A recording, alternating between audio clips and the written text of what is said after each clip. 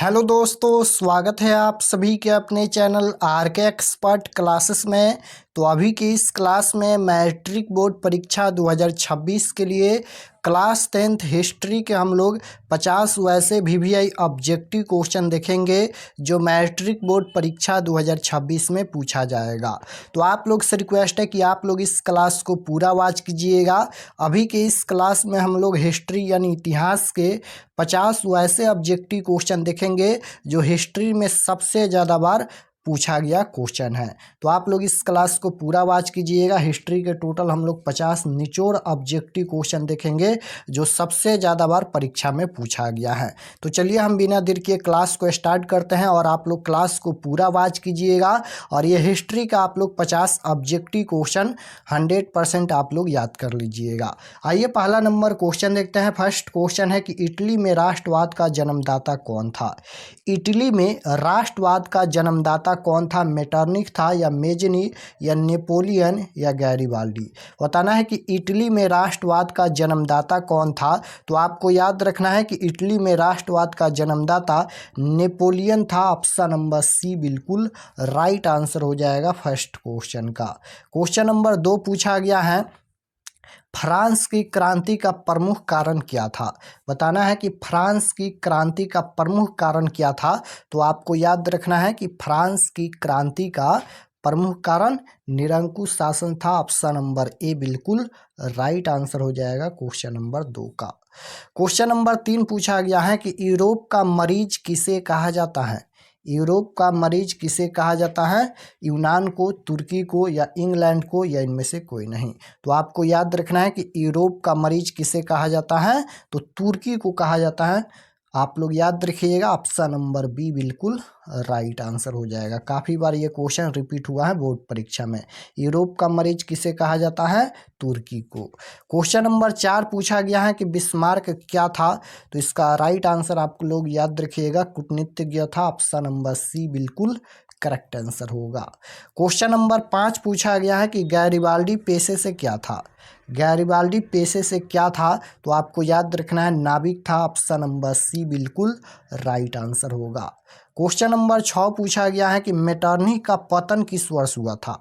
Metternich का पतन किस वर्ष हुआ था। 4 ऑप्शन दिया गया है। तो आपको याद रखना है मेटरनिख का पतन 1848 में हुआ था। ऑप्शन नंबर ए बिल्कुल करेक्ट आंसर होगा। क्वेश्चन नंबर 7 पूछा गया है कि साम्यवादी शासन का पहला प्रयोग कहाँ हुआ। साम्यवादी शासन का पहला प्रयोग कहाँ हुआ? रूस में, चीन में, जापान में या इंग्लैंड? तो आपको याद रखना है कि साम्यवादी शासन का पहला प्रयोग कहाँ हुआ। तो रूस में हुआ। ऑप्शन नंबर ए बिल्कुल राइट आंसर हो जाएगा। साम्यवादी शासन का पहला प्रयोग कहाँ हुआ? रूस में। करेक्ट आंसर ए होगा। क्वेश्चन नंबर 8 पूछा गया है कि अंतर्राष्ट्रीय मजदूर दिवस कब मनाया जाता है। अंतर्राष्ट्रीय मजदूर दिवस कब मनाया जाता है? 5 मई, 1 मई या 2 मई या 3 जून? तो आपको याद रखना है कि अंतर्राष्ट्रीय मजदूर दिवस 1 मई को मनाया जाता है। ऑप्शन नंबर यहाँ पर बी बिल्कुल राइट आंसर हो जाएगा। अंतर्राष्ट्रीय मजदूर दिवस 1 मई को मनाया जाता है। क्वेश्चन नंबर 9 पूछा गया है कि कार्ल मार्क्स का जन्म कहाँ हुआ था। कार्ल मार्क्स का जन्म कहाँ हुआ था। तो आपको याद रखना है कि कार्ल मार्क्स का जन्म जर्मनी में हुआ था। ऑप्शन नंबर सी बिल्कुल राइट आंसर हो जाएगा। कार्ल मार्क्स का जन्म कहाँ हुआ था? जर्मनी में। नेक्स्ट क्वेश्चन है कि किसे समाजवादियों का बाइबल कहा जाता है। बताना है कि किसे समाजवादियों का बाइबल कहा जाता है। तो दास कैपिटल को कहा जाता है। ऑप्शन नंबर सी बिल्कुल राइट आंसर हो जाएगा। नेक्स्ट क्वेश्चन है कि वार एंड पीस किसकी रचना है। तो वार एंड पीस किसकी रचना है। तो ये टॉल्स्टॉय की रचना है। ऑप्शन नंबर बी बिल्कुल राइट आंसर होगा। नेक्स्ट क्वेश्चन है कि हिंद चीन में पहुंचने वाले प्रथम व्यापारी कौन था। तो हिंद चीन में पहुंचने वाले प्रथम व्यापारी कौन थे। तो पुर्तगाली। ऑप्शन नंबर डी बिल्कुल राइट आंसर होगा। नेक्स्ट क्वेश्चन है 13 नंबर क्वेश्चन है कि खूनी रविवार किस तिथि को तथा किस वर्ष हुआ था। बताना है कि खूनी रविवार किस तिथि को तथा किस वर्ष हुआ था। तो खूनी रविवार पूछे या लाल रविवार पूछे, दोनों एक ही हैं।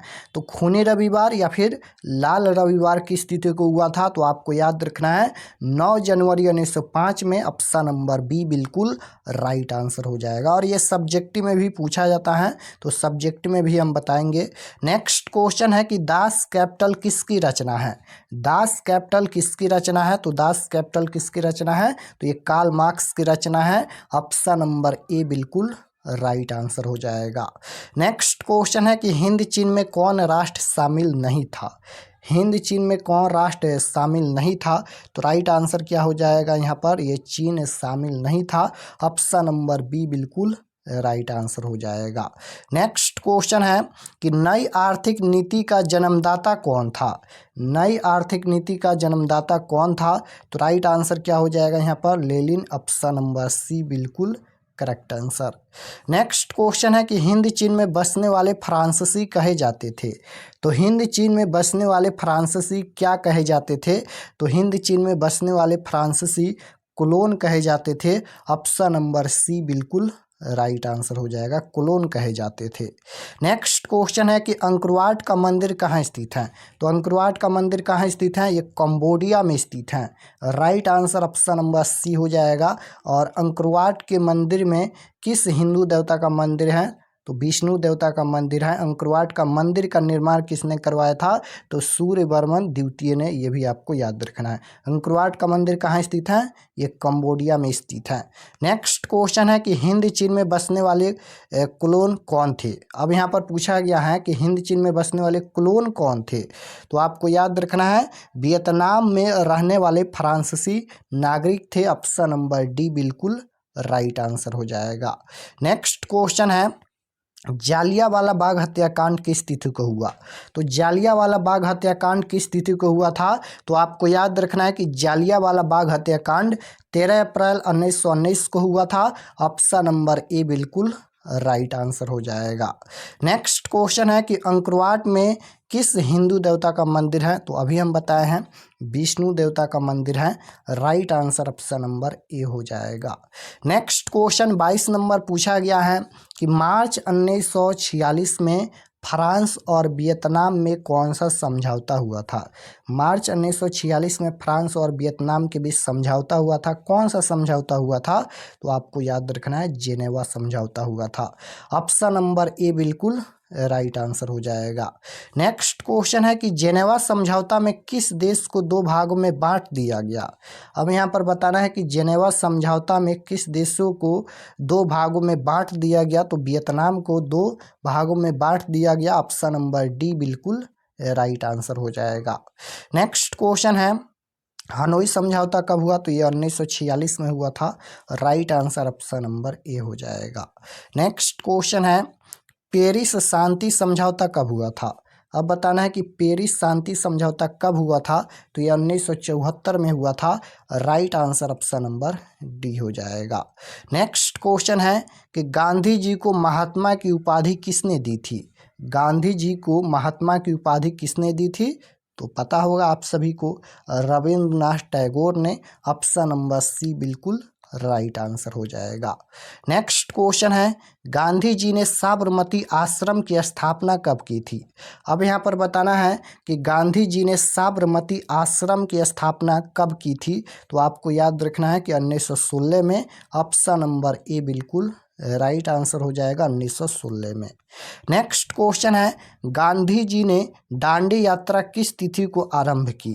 गांधी जी ने दांडी यात्रा किस तिथि को आरंभ की, तो 12 मार्च 1930 को। ऑप्शन नंबर डी बिल्कुल करेक्ट आंसर हो जाएगा। नेक्स्ट क्वेश्चन है औद्योगिक क्रांति सर्वप्रथम किस देश में हुई। तो औद्योगिक क्रांति सर्वप्रथम किस देश में हुई, तो आपको याद रखना है इंग्लैंड में। ऑप्शन नंबर सी बिल्कुल राइट आंसर। नेक्स्ट क्वेश्चन है रंपा विद्रोह कब हुआ, तो रंपा विद्रोह 1916 में हुआ। Right answer option number A होगा। रंपा विद्रोह कब हुआ, 1916 में। नेक्स्ट क्वेश्चन है नमक कानून तोड़ने के लिए गांधी जी ने कौन सा स्थान चुना। नमक कानून तोड़ने के लिए गांधी जी ने कौन सा स्थान चुना?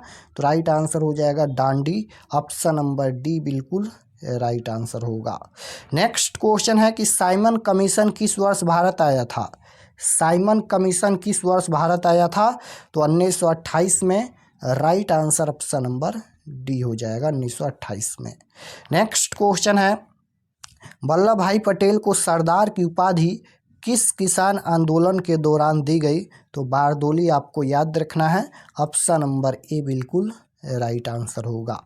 नेक्स्ट क्वेश्चन है महात्मा गांधी ने किस पत्रिका का संपादन किया? महात्मा गांधी ने किस पत्रिका का संपादन किया? तो आपको याद रखना है यंग इंडिया का संपादन किया। ऑप्शन नंबर सी बिल्कुल राइट आंसर होगा। नेक्स्ट क्वेश्चन है कि विश्वव्यापी आर्थिक संकट किस वर्ष आरंभ हुआ था? तो ये 1929 में। Option number A correct answer. Next question है कि सविनय अवज्ञा आंदोलन कब और किस यात्रा से शुरू हुआ?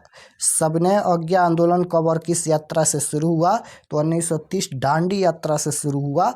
ऑप्शन नंबर सी बिल्कुल राइट आंसर होगा। नेक्स्ट क्वेश्चन है कि पटना में गोल घर का निर्माण किस वर्ष हुआ था? पटना में गोल घर का निर्माण किस वर्ष किया गया? तो 1786 में। ऑप्शन नंबर ए बिल्कुल राइट आंसर हो जाएगा। और पटना में गोल घर का निर्माण किस उद्देश्य से किया गया? तो अनाज हेतु, अनाज रखने के लिए आपको याद रखना है।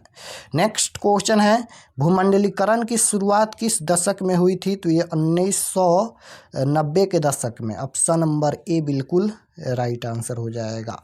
नेक्स्ट क्वेश्चन है रेशम मार्ग कहाँ से आरंभ होता था? रेशम मार्ग कहाँ से आरंभ होता था? तो ये चीन से होता था। ऑप्शन नंबर बी बिल्कुल राइट आंसर हो जाएगा। नेक्स्ट क्वेश्चन है गुटेनबर्ग का जन्म किस देश में हुआ? तो गुटेनबर्ग का जन्म किस देश में हुआ? तो जर्मनी में हुआ था। Right answer option number B हो जाएगा। गुटेनबर्ग ने सर्वप्रथम किस पुस्तक की छपाई की? तो बाइबिल आपको याद रखना है। नेक्स्ट क्वेश्चन है कि प्राचीन काल में किस स्थल मार्ग से एशिया और यूरोप का व्यापार होता था? प्राचीन काल में किस स्थल मार्ग से एशिया और यूरोप का व्यापार होता था? तो आपको याद रखना है रेशम मार्ग से। ऑप्शन नंबर बी बिल्कुल राइट आंसर होगा। नेक्स्ट क्वेश्चन है कि विश्व में सर्वप्रथम मुद्रण की शुरुआत कहाँ हुई थी? विश्व में सर्वप्रथम यानी सबसे पहले मुद्रण की शुरुआत कहाँ से हुई थी? तो चीन से हुई थी। आपको याद रखना है कागज का भी आविष्कार चीन से हुआ था। Right answer option number D हो जाएगा। नेक्स्ट क्वेश्चन है गुटेनबर्ग ने सर्वप्रथम किस पुस्तक की छपाई की? तो अभी हम बताए हैं बाइबिल पुस्तक की छपाई की। राइट आंसर डी हो जाएगा।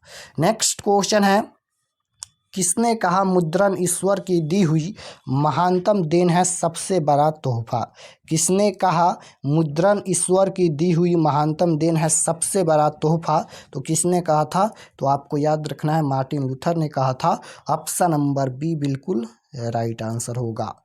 नेक्स्ट क्वेश्चन है रक्त एंड लौह की नीति का अवलंबन किसने किया था? तो रक्त एंड लौह की नीति का अवलंबन किसने किया था? बिस्मार्क ने। Right answer option number C हो जाएगा। नेक्स्ट क्वेश्चन है फ्रैंकफर्ट की संधि कब हुई थी? फ्रैंकफर्ट की संधि 1871 में हुई थी। Right answer option number B हो जाएगा। नेक्स्ट क्वेश्चन है कि यंग इटली की स्थापना किसने की थी? यंग इटली की स्थापना पूछे या यंग इटली के संस्थापक पूछे तो मेजनी ने की थी। Right answer option number A हो जाएगा। नेक्स्ट क्वेश्चन है रूस में जार का अर्थ क्या होता था? रूस में जार का अर्थ क्या होता था? रूस का सम्राट। Right answer option number D हो जाएगा। नेक्स्ट क्वेश्चन है बोल्शेविक क्रांति कब हुई थी? अब यहाँ पर बताना है कि बोल्शेविक क्रांति कब हुई थी। तो आपको याद रखना है बोल्शेविक क्रांति नवंबर 1917 में हुई थी। Right answer option number B हो जाएगा।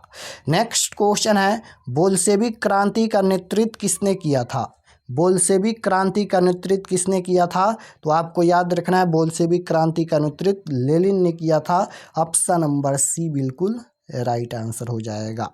तो इस क्लास में हम लोग हिस्ट्री यानी इतिहास के टोटल 50 महत्वपूर्ण ऑब्जेक्टिव क्वेश्चन देखे हैं। आप लोग इसे ज़रूर याद कर लीजिएगा। और अगर आप लोग चैनल पर नए होंगे तो चैनल को ज़रूर सब्सक्राइब कर लीजिएगा ताकि आने वाले नेक्स्ट क्लास आपके पास ज़रूर पहुँचे। और चलिए हम आपको बताते हैं कि आप लोग क्वेश्चन पेपर सभी सब्जेक्ट का ऑब्जेक्टिव कैसे डाउनलोड कर सकते हैं। तो ऑब्जेक्टिव और subjective question answer PDF download करने के लिए गूगल पर चले आना है और आपको सर्च करना है आरके एक्सपर्ट क्लासेस। इसी चैनल का नाम आपको गूगल में सर्च करना है आरके एक्सपर्ट क्लासेस। तो जैसे ही गूगल पर सर्च करेंगे आरके एक्सपर्ट क्लासेस तो आपके सामने इस प्रकार से पहला पेज आएगा। ध्यान से देखिए, फर्स्ट पेज आएगा इस प्रकार से और इस पर आपको क्लिक करना है। तो चलिए हम इस पर क्लिक करते हैं। क्लिक करने के बाद ये ओपन हो जाएगा। ओपन होने के बाद आपको नीचे आना है क्लास 10th के सेक्शन में। तो यहाँ पर देख सकते हो ऊपर में ही मिल जाएगा क्लास 10th का सेक्शन और इसमें सभी सब्जेक्ट का चैप्टर वाइज ऑब्जेक्टिव और सब्जेक्टिव क्वेश्चन आंसर दिया गया है। जो भी चैप्टर वाइज चैप्टर यानी जो भी चैप्टर का देखना है, जो भी सब्जेक्ट का देखना है, इस पर क्लिक करके आप लोग ऑब्जेक्टिव सब्जेक्टिव देख सकते हैं और उसको डाउनलोड भी कर सकते हैं। यहाँ पर व्यू मोर पर क्लिक करके और भी चैप्टर का आप लोग यहाँ से देख सकते हैं। जैसे पाठ 3 यहाँ पर हिंदी का चैप्टर नंबर 3 भारत से हम क्या सीखे, इस पर क्लिक करके देख सकते हैं। संस्कृत का चैप्टर नंबर 1 है। यहाँ पर केमिस्ट्री का चैप्टर नंबर 1 रासायनिक अभिक्रिया एवं समीकरण। मानव नेत्र एंड रंग बिरंग संसार, ये फिजिक्स का चैप्टर नंबर 2। श्रम विभाजन जाति प्रथा, यूरोप में राष्ट्रवाद, यानी सभी चैप्टर का दिया गया है। जैसे आपको यहाँ पर रासायनिक अभिक्रिया एवं समीकरण का देखना है तो इस पर क्लिक कीजिए। क्लिक करने के बाद ये ओपन हो जाएगा। ओपन होने के बाद नीचे आइए तो यहाँ पर देख सकते हो आपके सामने सबसे पहले तो सब्जेक्टिव क्वेश्चन दिया गया है। आप लोग इसको लिख कर आप लोग याद कर सकते हैं क्योंकि ये सभी क्वेश्चन परीक्षा की दृष्टि से महत्वपूर्ण है। रासायनिक अभिक्रिया किसे कहते हैं तो इसका यहाँ पर दिया गया है आंसर। उसके बाद यहाँ पर 2 नंबर रासायनिक समीकरण किसे कहते हैं। इस प्रकार से सभी सब्जेक्टिव दिया गया है। और नीचे आएंगे तो यहाँ पर नीचे आने के बाद यहाँ पर देख सकते हो डाउनलोड ऑब्जेक्टिव पीडीएफ। यहाँ पर डाउनलोड पर क्लिक करके ऑब्जेक्टिव क्वेश्चन को भी पीडीएफ में डाउनलोड कर सकते हैं। तो आपके सामने देख सकते हो ऑब्जेक्टिव सब्जेक्टिव दोनों दिया गया है। जैसे यहाँ पर हिंदी का देखना है पहला चैप्टर का तो इस पर क्लिक कीजिए। आपके सामने ये सभी ऑब्जेक्टिव यहाँ पर ओपन हो गया। इसका आंसर भी दिया गया है। यहाँ पर देख सकते हो जो भी इस प्रकार से कलर किया गया है यही इसका आंसर है। तो सभी chapter by chapter objective subjective दिया गया है। व्यू मोर पर क्लिक करके आप लोग और भी चैप्टर का देख सकते हैं। तो यहाँ से आकर आप लोग सभी स्टडी मटेरियल डाउनलोड करके अपना तैयारी बेहतर कर सकते हैं।